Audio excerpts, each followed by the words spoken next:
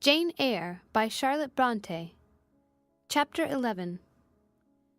A new chapter in a novel is something like a new scene in a play, and when I draw up the curtain this time, reader, you must fancy you see a room in the George Inn at Millcote, with such large figured papering on the walls as inn-rooms have. Such a carpet, such furniture, such ornaments on the mantelpiece, such prints, including a portrait of George III and another of the Prince of Wales, and a representation of the death of Wolfe. All this is visible to you by the light of an oil lamp hanging from the ceiling, and by that of an excellent fire, near which I sit in my cloak and bonnet. My muff and umbrella lie on the table, and I am warming away the numbness and chill contracted by 16 hours' exposure to the rawness of an October day. I left Loughton at 4 o'clock a.m., and the Millcote town clock is now just striking 8. Reader, though I look comfortably accommodated, I am not very tranquil in my mind. I thought when the coach stopped here there would be someone to meet me. I looked anxiously round as I descended the wooden steps the boots placed for my convenience, expecting to hear my name pronounced, and to see some description of carriage waiting to convey me to Thornfield. Nothing of the sort was visible, and when I asked a waiter if any one had been to inquire after Miss Eyre, I was answered in the negative. So I had no resource but to request to be shown into a private room, and here I am waiting, while all sorts of doubts and fears are troubling my thoughts. It is a very strange sensation to inexperienced youth to feel itself quite alone in the world, cut adrift from every connection, uncertain whether the port to which it is bound can be reached, and prevented by many impediments from returning to that it has quitted. The charm of adventure sweetens that sensation, the glow of pride warms it, but then the throb of fear disturbs it, and fear with me became predominant when half an hour elapsed and still I was alone. I bethought myself to ring the bell. "Is there a place in this neighborhood called Thornfield?" I asked of the waiter who answered the summons. "Thornfield? I don't know, ma'am. I'll inquire at the bar." He vanished, but reappeared instantly. "Is your name Eyre, miss?" "Yes." "Person here waiting for you." I jumped up, took my muff and umbrella, and hastened into the inn passage. A man was standing by the open door, and in the lamplit street I dimly saw a one-horse conveyance. "This will be your luggage, I suppose?" said the man rather abruptly when he saw me, pointing to my trunk in the passage. "Yes." He hoisted it on to the vehicle, which was a sort of car, and then I got in. Before he shut me up, I asked him how far it was to Thornfield. "A matter of 6 miles. "How long shall we be before we get there?" "Happen an hour and a half." He fastened the car door, climbed to his own seat outside, and we set off. Our progress was leisurely, and gave me ample time to reflect. I was content to be at length so near the end of my journey, and as I leaned back in the comfortable, though not elegant, conveyance, I meditated much at my ease. I suppose, thought I, judging from the plainness of the servant and carriage, Mrs. Fairfax is not a very dashing person. So much the better. I never lived amongst fine people but once, and I was very miserable with them. I wonder if she lives alone except this little girl. If so, and if she is in any degree amiable, I shall surely be able to get on with her. I will do my best. It is a pity that doing one's best does not always answer. At Lowood, indeed, I took that resolution, kept it, and succeeded in pleasing. But with Mrs. Reed, I remember my best was always spurned with scorn. I pray God Mrs. Fairfax may not turn out a second Mrs. Reed, but if she does, I am not bound to stay with her. Let the worst come to the worst, I can advertise again. How far are we on our road now, I wonder? I let down the window and looked out. Millcote was behind us. Judging by the number of its lights, it seemed a place of considerable magnitude, much larger than Loughton. We were now, as far as I could see, on a sort of common, but there were houses scattered all over the district. I felt we were in a different region to Lowood, more populous, less picturesque, more stirring, less romantic. The roads were heavy, the night misty. My conductor let his horse walk all the way, and the hour and a half extended, I verily believe, to 2 hours. At last he turned in his seat and said, "You're none so far for Thornfield now." Again I looked out. We were passing a church. I saw its low, broad tower against the sky, and its bell was tolling a quarter. I saw a narrow galaxy of lights, too, on a hillside marking a village or hamlet. About 10 minutes after, the driver got down and opened a pair of gates. We passed through, and they clashed to behind us. We now slowly ascended a drive, and came upon the long front of a house. Candlelight gleamed from one curtained bow window. All the rest were dark. The car stopped at the front door. It was opened by a maidservant. I alighted and went in. "Will you walk this way, ma'am?" said the girl, and I followed her across a square hall with high doors all round. She ushered me into a room whose double illumination of fire and candle at first dazzled me, contrasting as it did with the darkness to which my eyes had been for 2 hours inured. When I could see, however, a cozy and agreeable picture presented itself to my view.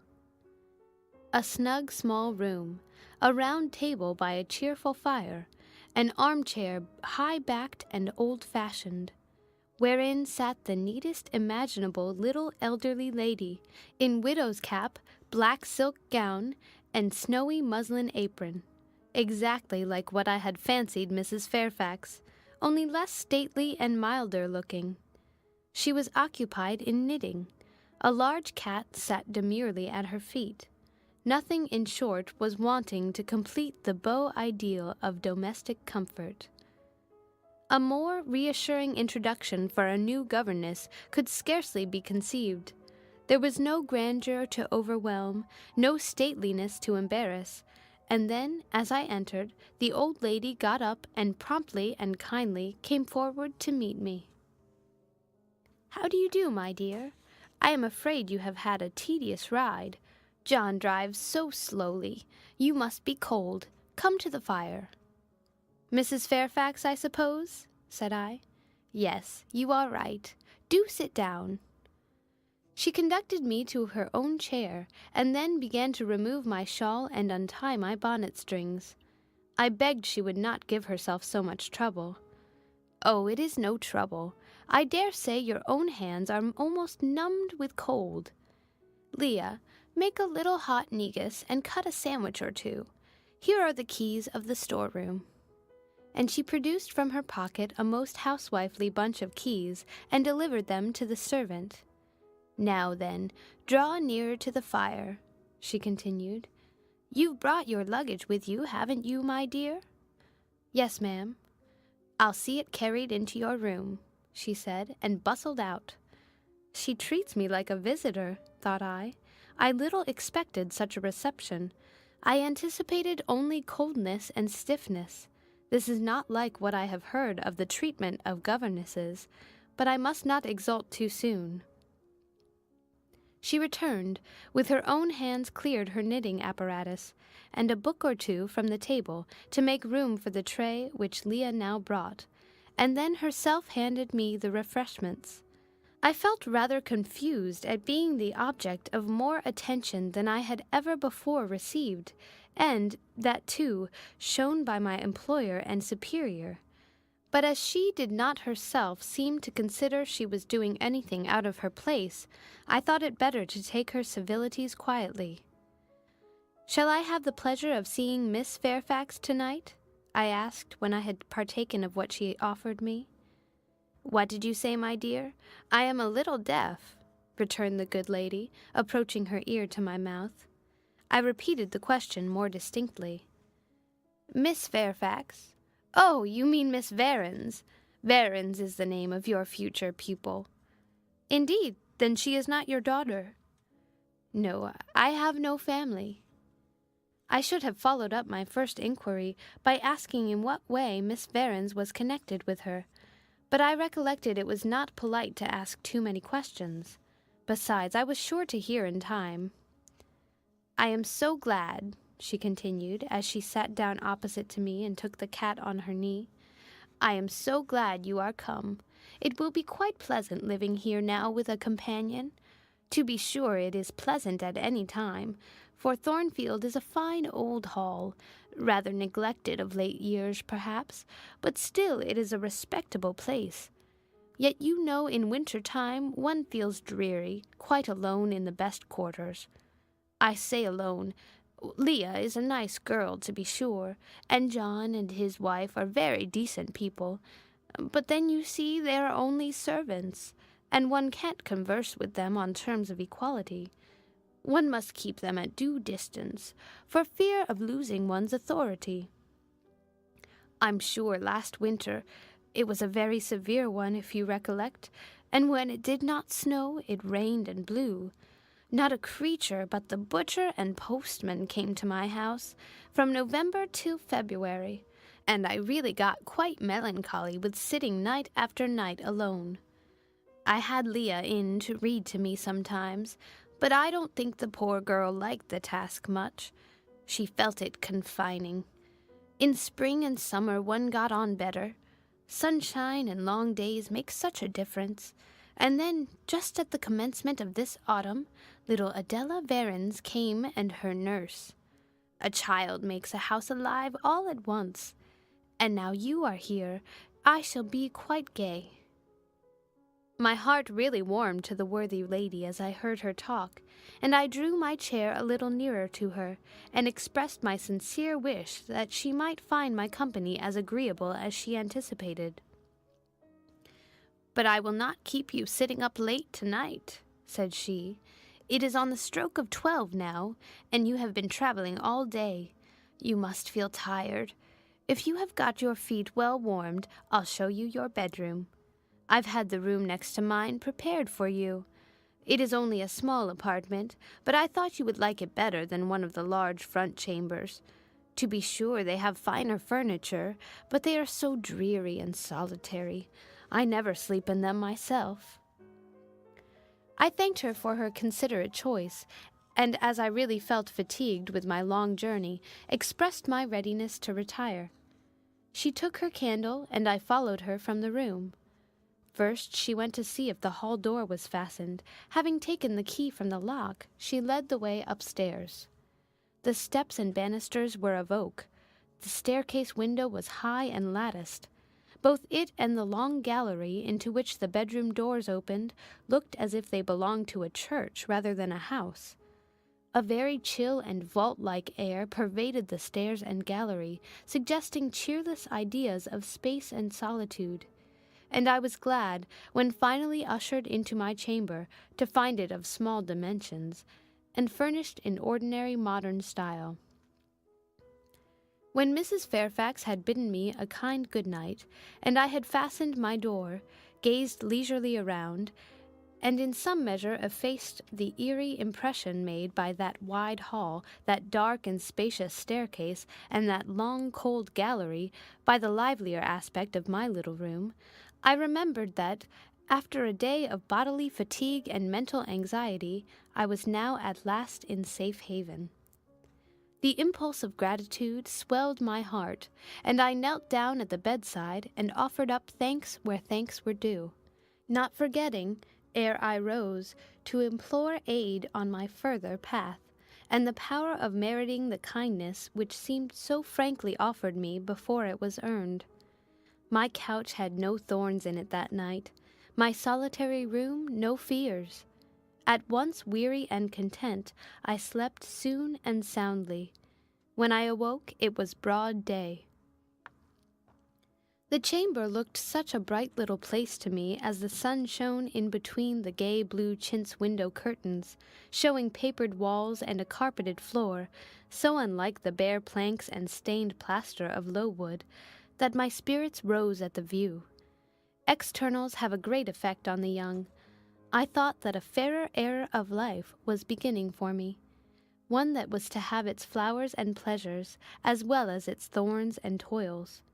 My faculties, roused by the change of scene, the new field offered to hope, seemed all astir. I cannot precisely define what they expected, but it was something pleasant, not perhaps that day or that month, but at an indefinite future period. I rose. I dressed myself with care, obliged to be plain, for I had no article of attire that was not made with extreme simplicity. I was still by nature solicitous to be neat. It was not my habit to be disregardful of appearance, or careless of the impression I made.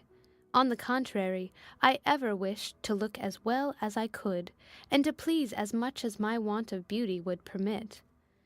I sometimes regretted that I was not handsomer.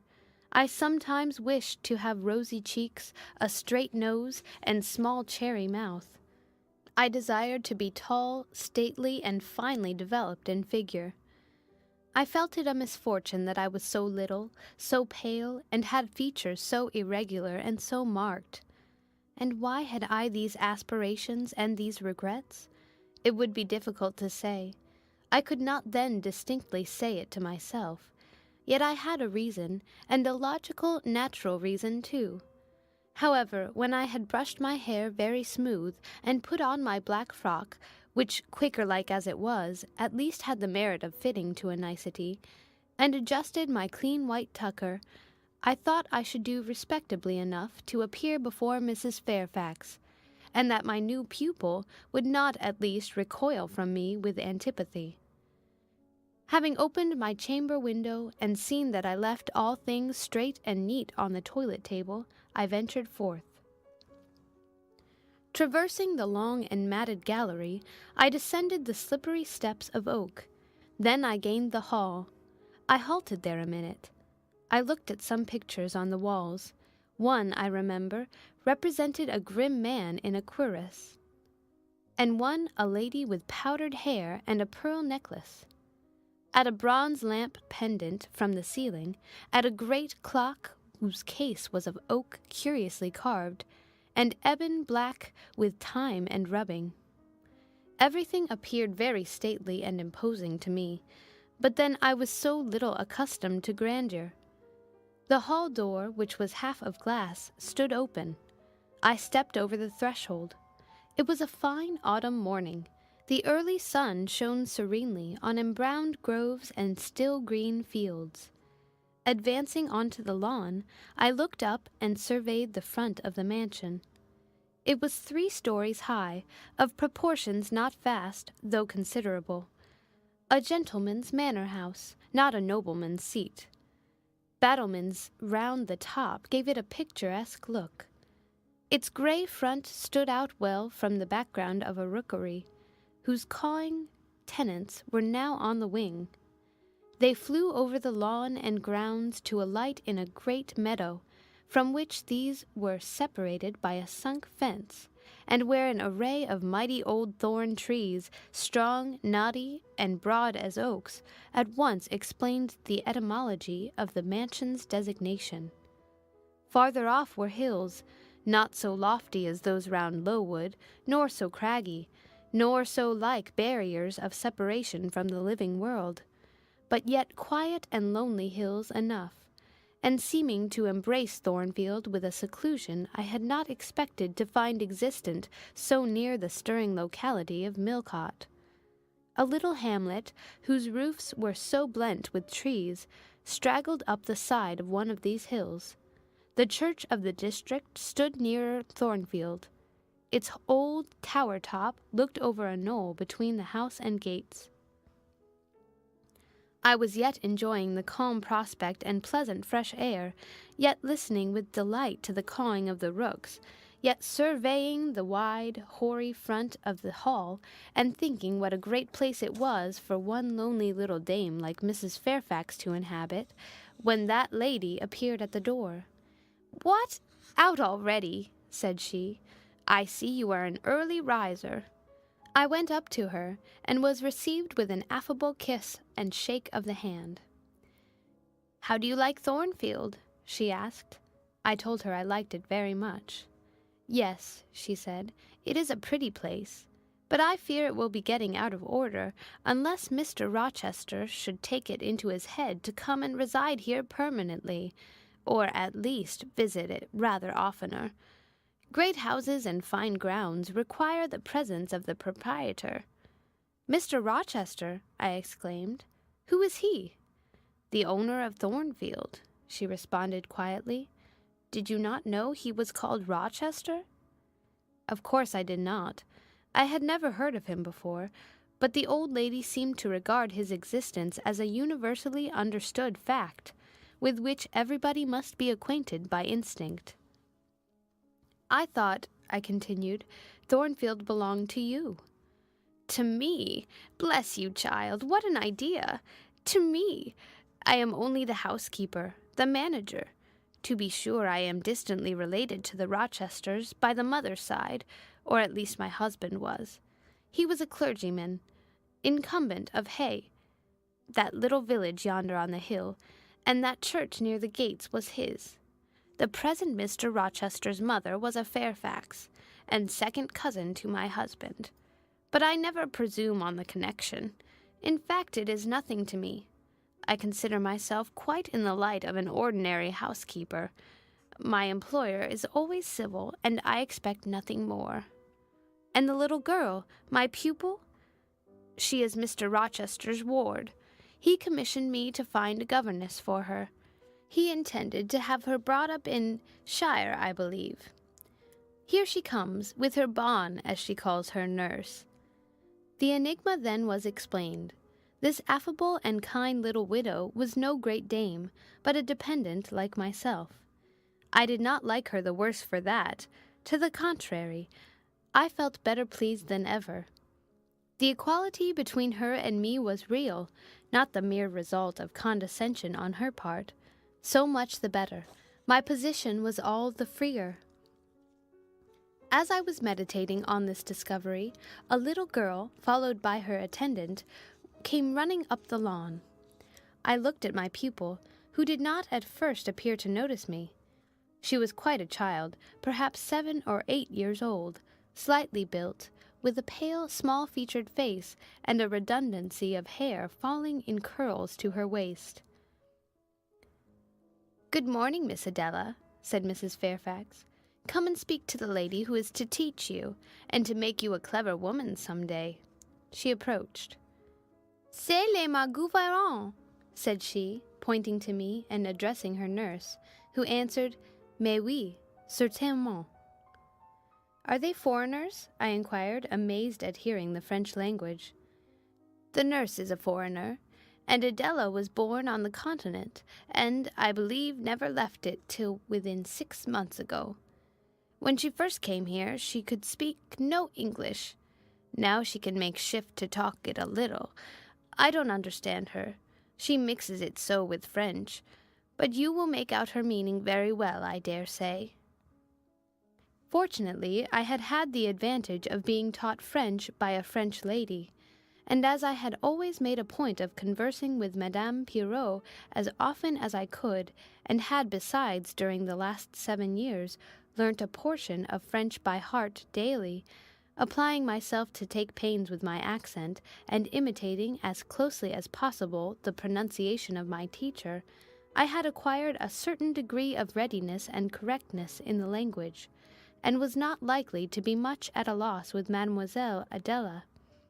She came and shook hands with me when she heard that I was her governess, and as I led her in to breakfast, I addressed some phrases to her in her own tongue. She replied briefly at first, but after we were seated at the table, and she had examined me some 10 minutes with her large hazel eyes, she suddenly commenced chattering fluently. "Ah," cried she in French. "You speak my language as well as Mr. Rochester does.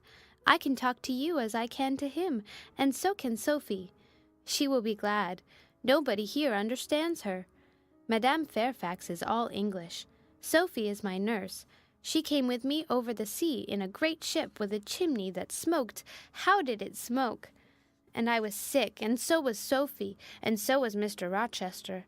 Mr. Rochester lay down on a sofa in a pretty room called the salon, and Sophie and I had little beds in another place. I nearly fell out of mine. It was like a shelf. And Mademoiselle— what is your name? Eyre, Jane Eyre. Eyre? Bah, I cannot say it. Well, our ship stopped in the morning, before it was quite daylight, at a great city, a huge city, with very dark houses and all smoky, not at all like the pretty clean town I came from, and Mr. Rochester carried me in his arms over a plank to the land, and Sophie came after, and we all got into a coach which took us to a beautiful large house, larger than this, and finer, called a hotel. We stayed there nearly a week. I and Sophie used to walk every day in a great green place full of trees called the park, and there were many children there besides me, and a pond with beautiful birds in it that I fed with crumbs. "Can you understand her when she runs on so fast?" asked Mrs. Fairfax. I understood her very well, for I had been accustomed to the fluent tongue of Madame Pirot. "I wish," continued the good lady, "you would ask her a question or two about her parents. I wonder if she remembers them." "Adele," I inquired, "with whom did you live when you were in that pretty clean town you spoke of?" "I lived long ago with Mamma, but she is gone to the Holy Virgin.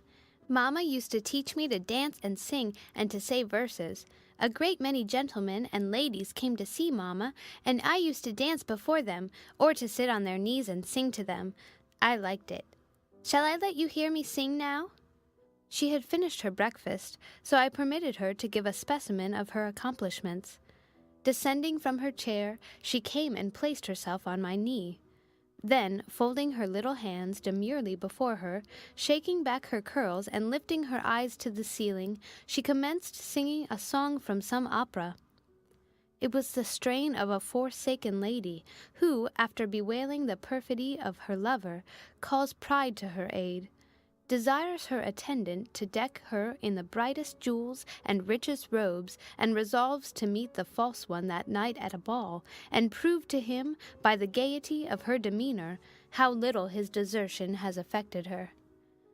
The subject seemed strangely chosen for an infant singer, but I suppose the point of the exhibition lay in hearing the notes of love and jealousy warbled with the lisp of childhood. And in very bad taste that point was, at least I thought so.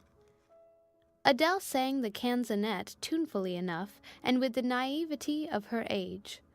This achieved, she jumped from my knee and said, "Now, mademoiselle, I will repeat you some poetry." Assuming an attitude, she began La Ligue des Rats, Fable de La Fontaine.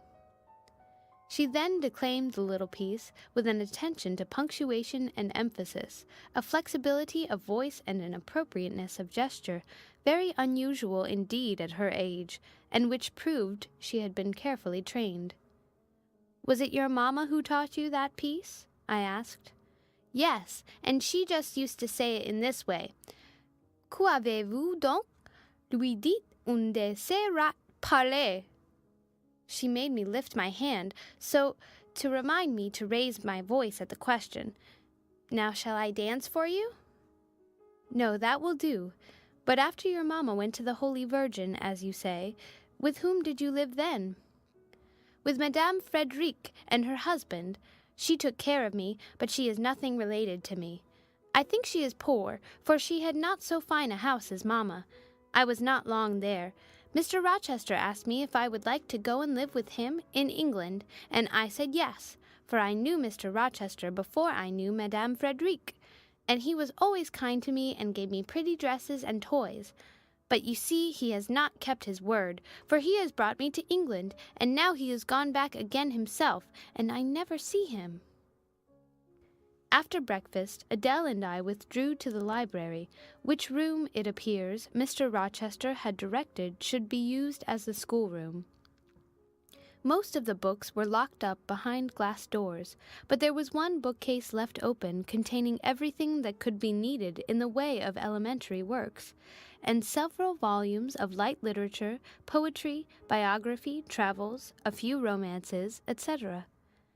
I suppose he had considered that these were all the governess would require for her private perusal, and indeed they contented me amply for the present, compared with the scanty pickings I had now and then been able to glean at Lowood. They seemed to offer an abundant harvest of entertainment and information. In this room, too, there was a cabinet piano, quite new and of superior tone, also an easel for painting and a pair of globes. I found my pupil sufficiently docile, though disinclined to apply. She had not been used to regular occupation of any kind. I felt it would be injudicious to confine her too much at first, so when I had talked to her a great deal, and got her to learn a little, and when the morning had advanced to noon, I allowed her to return to her nurse. I then proposed to occupy myself till dinner-time in drawing some little sketches for her to use. As I was going upstairs to fetch my portfolio and pencils, Mrs. Fairfax called to me. "Your morning school hours are over now, I suppose," said she. She was in a room, the folding doors of which stood open. I went in when she addressed me. It was a large, stately apartment, with purple chairs and curtains, a Turkey carpet, walnut-panelled walls, one vast window rich in slanted glass, and a lofty ceiling nobly moulded. Mrs. Fairfax was dusting some vases of fine purple spar, which stood on a sideboard. "What a beautiful room!" I exclaimed, as I looked round, for I had never before seen any half so imposing. "Yes, this is the dining-room. I have just opened the window to let in a little air and sunshine, for everything gets so damp in apartments that are seldom inhabited. The drawing-room yonder feels like a vault." She pointed to a wide arch corresponding to the window, and hung like it with a Tyrian-dyed curtain, now looped up. Mounting to it by two broad steps, and looking through, I thought I caught a glimpse of a fairy place, so bright to my novice eyes appeared the view beyond. Yet it was merely a very pretty drawing-room, and within it a boudoir, both spread with white carpets, on which seemed laid brilliant garlands of flowers, both sealed with snowy mouldings of white grapes and fine leaves, beneath which glowed in rich contrast crimson couches and ottomans, while the ornaments on the pale Parisian mantelpiece were of sparkling Bohemian glass, ruby red, and between the windows large mirrors repeated the general blending of snow and fire. "In what order you keep these rooms, Mrs. Fairfax," said I. "No dust, no canvas coverings, except that the air feels chilly. One would think they were inhabited daily." "Why, Miss Eyre, though Mr. Rochester's visits here are rare, they are always sudden and unexpected, and as I observed that it put him out to find everything swathed up, and to have a bustle of arrangement on his arrival, I thought it best to keep the rooms in readiness. Is Mr. Rochester an exacting, fastidious sort of man?" "Not particularly so, but he has a gentleman's tastes and habits, and he expects to have things managed in conformity to them." "Do you like him? Is he generally liked?" "Oh, yes. The family have always been respected here. Almost all the land in this neighborhood, as far as you can see, has belonged to the Rochesters time out of mind." "Well, but leaving his land out of the question, do you like him? Is he liked for himself?" "I have no cause to do otherwise than like him, and I believe he is considered a just and liberal landlord by his tenants, but he has never lived much amongst them." "But has he no peculiarities? What, in short, is his character?" "Oh, his character is unimpeachable, I suppose. He is rather peculiar, perhaps. He has traveled a great deal and seen a great deal of the world, I should think. I dare say he is clever, but I never had much conversation with him." "In what way is he peculiar?" "I don't know. It is not easy to describe. Nothing striking, but you feel it when he speaks to you. You cannot be always sure whether he is in jest or earnest, whether he is pleased or the contrary. You don't thoroughly understand him, in short. At least I don't. But it is of no consequence. He is a very good master." That was all the account I got from Mrs. Fairfax of her employer and mine. There are people who seem to have no notion of sketching a character, or observing and describing salient points, either in persons or things. The good lady evidently belonged to this class. My queries puzzled, but did not draw her out. Mr. Rochester was Mr. Rochester in her eyes, a gentleman, a landed proprietor, nothing more. She inquired and searched no further, and evidently wondered at my wish to gain a more definite notion of his identity. When we left the dining-room, she proposed to show me over the rest of the house, and I followed her upstairs and downstairs, admiring as I went, for all was well arranged and handsome. The large front chambers I thought especially grand, and some of the third-story rooms, though dark and low, were interesting from their air of antiquity. The furniture once appropriated to the lower apartments had from time to time been removed here as fashions changed, and the imperfect light entering by their narrow casement showed bedsteads of 100 years old, chests in oak or walnut, looking, with their strange carvings of palm branches and cherubs' heads, like types of the Hebrew ark, rows of venerable chairs, high-backed and narrow, stools still more antiquated, on whose cushioned tops were yet apparent traces of half-effaced embroideries, wrought by fingers that for 2 generations had been coffin dust. All these relics gave to the third story of Thornfield Hall the aspect of a home of the past, a shrine of memory. I liked the hush, the gloom, the quaintness of these retreats in the day, but I by no means coveted a night's repose on one of those wide and heavy beds, shut in, some of them, with doors of oak, shaded, others, with wrought old English hangings, crusted with thick work, portraying effigies of strange flowers and stranger birds and strangest human beings, all which would have looked strange indeed by the pallid gleam of moonlight. "Do the servants sleep in these rooms?" I asked. "No, they occupy a range of smaller apartments to the back. No one ever sleeps here. One would almost say that, if there were a ghost at Thornfield Hall, this would be its haunt." "So I think. You have no ghost, then?" "None that I ever heard of," returned Mrs. Fairfax, smiling. "Nor any traditions of one? No legends or ghost stories?" "I believe not. And yet it is said the Rochesters have been rather a violent than a quiet race in their time. Perhaps, though, that is the reason they rest tranquilly in their graves now." "Yes, after life's fitful fever they sleep well," I muttered. "Where are you going now, Mrs. Fairfax?" For she was moving away. "On to the Leads. Will you come and see the view from thence?" I followed still, up a very narrow staircase to the attics, and thence by a ladder and through a trap-door to the roof of the hall. I was now on a level with the crow colony, and could see into their nests. Leaning over the battlements and looking far down, I surveyed the grounds laid out like a map.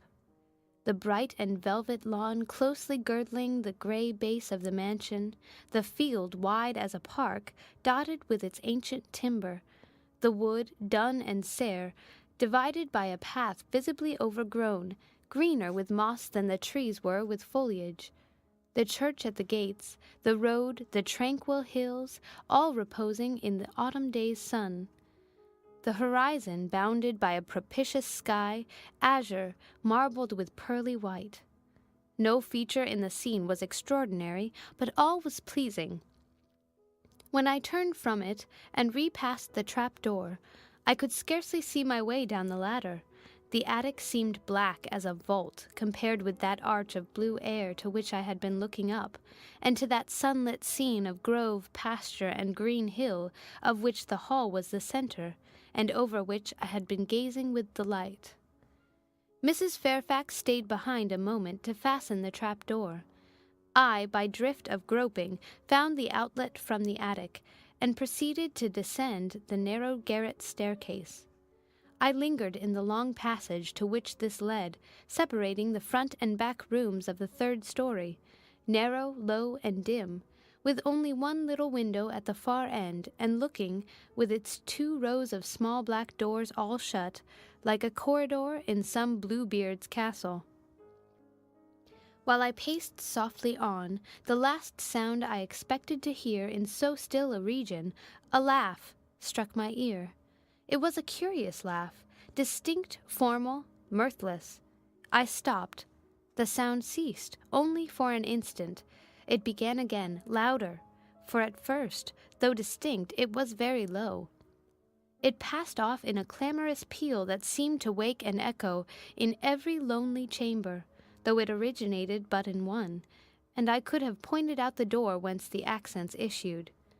"Mrs. Fairfax!" I called out, for I now heard her descending the great stairs. "Did you hear that loud laugh? Who is it?" "Some of the servants, very likely," she answered. "Perhaps Grace Poole." "Did you hear it?" I again inquired. "Yes, plainly. I often hear her. She sews in one of these rooms. Sometimes Leah is with her. They are frequently noisy together." The laugh was repeated in its low syllabic tone, and terminated in an odd murmur. "Grace!" exclaimed Mrs. Fairfax. I really did not expect any Grace to answer, for the laugh was as tragic, as preternatural a laugh as any I have ever heard. And but that it was high noon, and that no circumstance of ghostliness accompanied the curious cachinnation, but that neither scene nor season favored fear, I should have been superstitiously afraid. However, the event showed me I was a fool for entertaining a sense even of surprise.